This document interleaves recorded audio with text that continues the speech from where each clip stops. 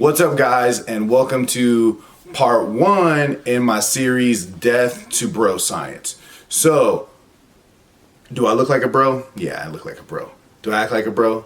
I act like a bro sometimes. But do I think like a bro? Hell no! This is a house of learned doctors. You're not a doctor.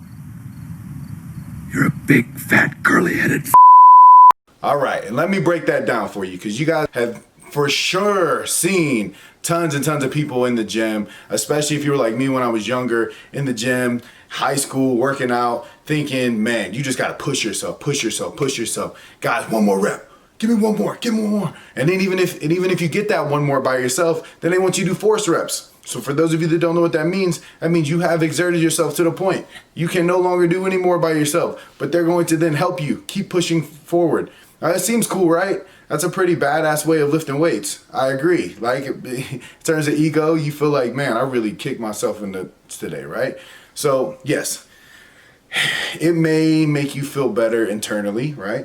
But if our objective is to grow as much muscle as possible, recover, regrow, recover, regrow, then you're going about it the wrong way. All the science indicates, and so I'm not going to throw the studies at you guys, but if you want to get the information from me, I'll be glad to message it over to you.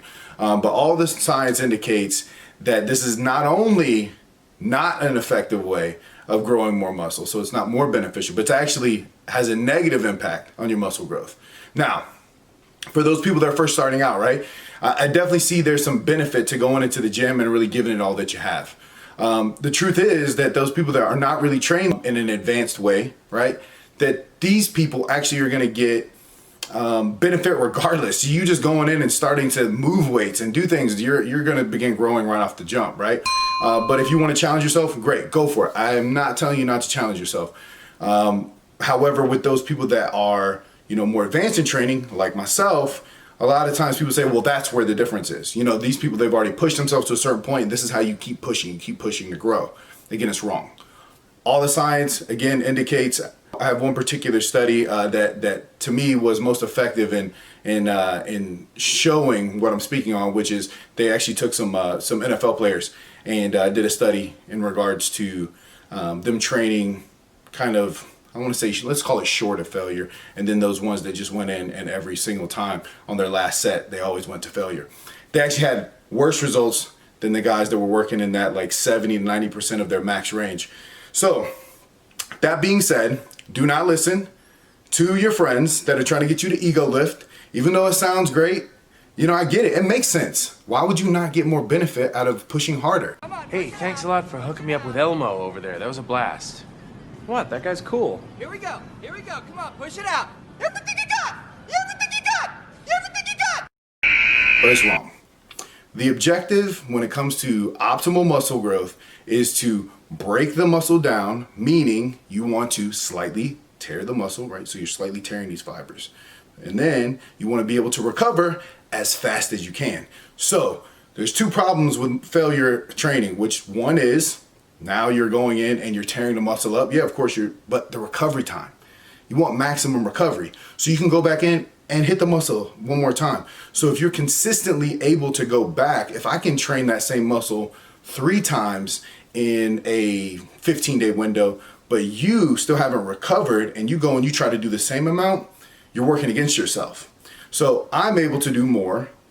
I'm able to slow and steady win the race, as opposed to you thinking because you're outworking me that you're gonna get more benefits. You are outworking me, but I'm outsmarting you, right? So that's how that works, guys. So remember, don't go to failure unless you wanna do it for ego or for fun. Nothing wrong with that. Like, I like pushing myself for sure. But if we're really talking about muscle growth, then you want to keep it consistent. You want to push yourself occasionally to failure. But for me, I prefer to go around 1 to 2 reps short of failure. So it's not like I'm slacking, but I want to make sure that I got a little bit of juice left in the tank. Also, I work out by myself. So since I don't really train with people, I'm the smartest, most clever, most physically fit, but nobody else seems to realize it. When I change the world, maybe they'll notice me. And until then, I'll just be lonely. Yeah, riddle rounry. Paul riddle me. It's kind of hard to go to failure without hurting yourself. And that's another thing. You risk injury whenever you start pushing past failure and doing things like that. And the point is to be consistent. So if you're out hurt, you can't be consistent. If you're not recovering, you can't be consistent. Of course, nutrition is going to play a big role in all this. But in terms of your training, remember, failure is for suckers, right? So, sounds good, don't do it. Unless you just want to look cool. So, again, thank you guys for watching. Series 1, In Death to Bro Science, myth, killed. If you want the science, I'll give it to you. Just ask me for it. But I try not to dilute my videos with too much jargon that you're not going to understand. Anyway, guys, until next time, love you. Keep training. Keep growing. Let's get it.